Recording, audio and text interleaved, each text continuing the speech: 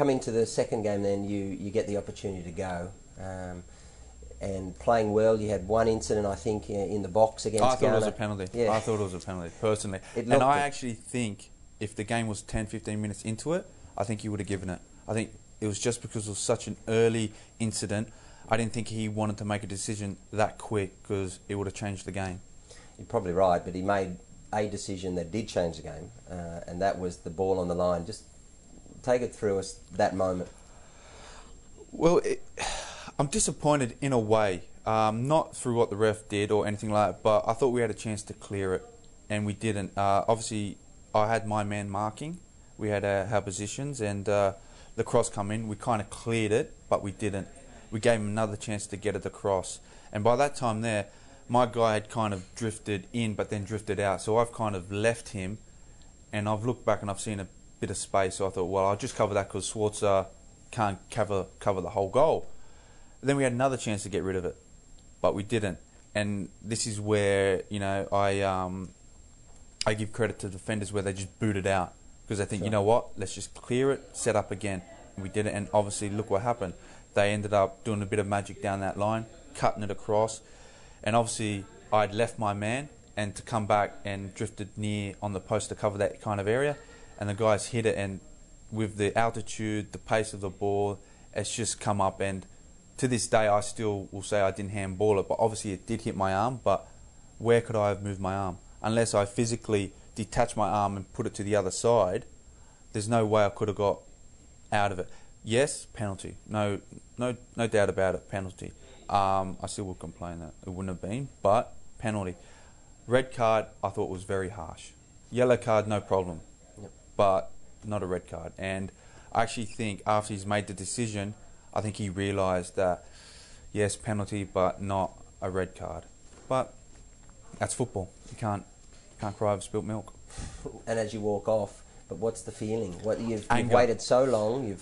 Anger, disappointment, frustration, everything. You know, I felt like, you know, I just want to sit down. I just want to ask him deep down why.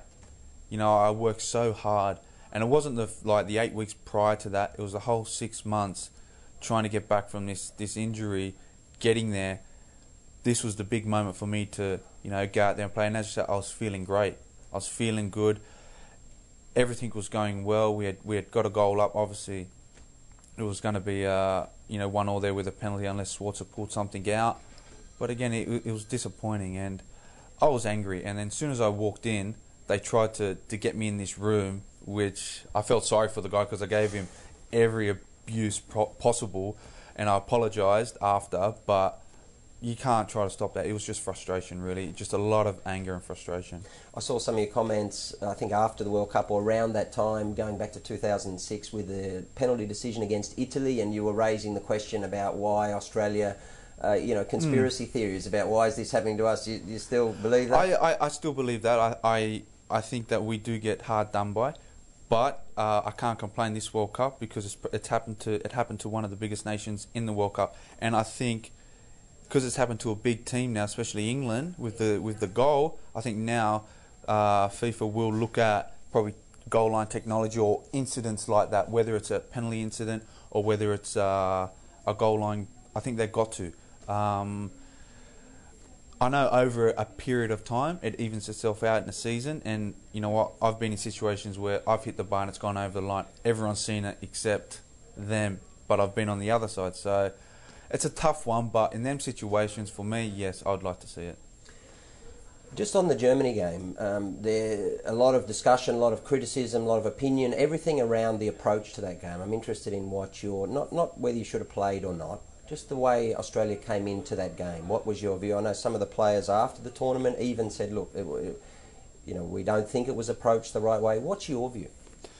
I think it was approached the right way. I think everyone was prepared for it. Everyone physically, mentally, everyone was up for the game. I saw what the trainer was attempting to do.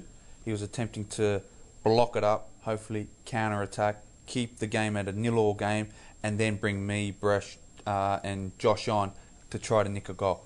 Totally understand that kind of theory, but that theory goes right out the window if you concede a goal in the first 5 minutes, and which we did, because you got really no one attacking. I mean, he put our two fittest people on the wide, No problem with that. Totally understand what he did. But I think in a situation like that where everyone knew Germany wins their first game, everyone knew that we were going to lose. Everyone was saying, well, unless there's a miracle, we weren't going to win. I believe that we should have just went out there and played a game of football. And if we lose 4-0, 5-0, 6-0, doesn't matter. We go out there and just enjoy it because we're not expected to win. And I think sometimes when you approach a game like that, you do go out there and you do surprise teams. Particularly from Aussies, don't you think? Because as one nation in the world that's going to go at anyone. For us, it was sort of, It kind of sums us up in a way. If you kind of hold us back, yes, we do need structure, we do need discipline, yes. But there's also an element of Australians that we just go out there and we play with our heart. And if you try to hold that in us, it's probably the worst thing you can do. There's a fine balance. And probably in any team, in any country, there's a fine balance. But especially with Australians, we love sport and we love to show the world what we're capable of doing. And if you try to hold that in on us, we kind of get frustrated and we do something silly and it doesn't work. Just sometimes you've got to let us play. Tell us about internally then, or just from a player's perspective, because afterwards there was varying, a lot of press coverage. Australia's saying, okay, what's happened here? What the hell has gone on? But there was some that were saying, players are too old, and really went very hard at the players themselves. And in particular, you seem to be quite often the focus of that. And you came out in a press conference, were quite confrontational. What was it all about? Well, you know what? I'm kind of sick and tired of it, and a lot of the boys are as well, because I think the media is starting to understand that there's a lot of the players now are keeping it to themselves and not openly coming out and speaking to the press because they're sick and tired of people having a go at us. At the end of the day, we're playing for our country at a world stage or soon to be at the Asia Cup, and we're all supposed to be here together, building this kind of atmosphere, giving encouragement and all that. Okay, other countries don't do it, but why do we have to follow in them footsteps? I know England players get a lot of stick, and you can tell they're world-class players, but they go play for their country. You can see they're nervous. They're afraid to make a mistake. And this is what Australia's trying to do. They're trying to put pressure on players instead of letting them go out there and enjoy themselves and be encouraged by the fans or the media and all that. They're trying to go, oh, well, he's too old. He's not good enough for position. Well, hang on a second. These players that are writing it, have they ever played the sport? Have they ever been in this situation? No, they haven't. And look, everyone's allowed their opinion. And a footballer, especially me, myself, is if I play a bad game, I'll be the first person to admit I had a bad game. I don't need someone else coming in there, writing a story that probably knows nothing about the game, and it's even, oh, he's useless, he's too old, he's too this or that, he's not experienced enough. You don't need that. You just need, the player knows himself. And if he doesn't know, then the trainer knows, and he will tell him. You don't need people having a go at him left, right and centre. And I felt, especially at the World Cup, a certain group of people were just bagging on that. You know what I mean? What is the point? That is. What is the point of it? What are you trying to achieve? And post World Cup, you got in recently it seemed to occur again, and it's an recurring theme. And we'll get onto your history in a moment. But you had a sort of bust up on air, if you like, with a Robbie Slater, a former player. Looking back on that now, what was it about? I'm very surprised. Now, this is a guy that supposed to be an ex-teammate, and I hope that I treat all my teammates, whether I'm playing for them now or I respect even my older teammates, and even now I will still go up to an older teammate and say hello. You know what I mean? That's the way I am.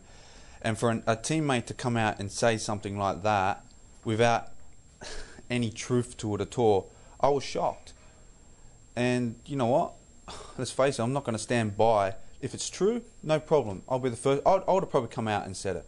But when it's false and it's wrong, and he comes out and he just tries to go on the back of something, I get angry.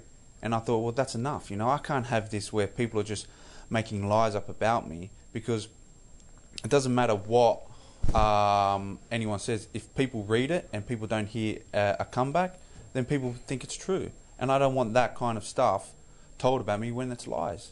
If it's true, no problem. But when it's lies, I'll stand up for myself and I'll stick up, and I'm not going to have it. And I was disappointed in it. I'd have to say I was very, very disappointed in it.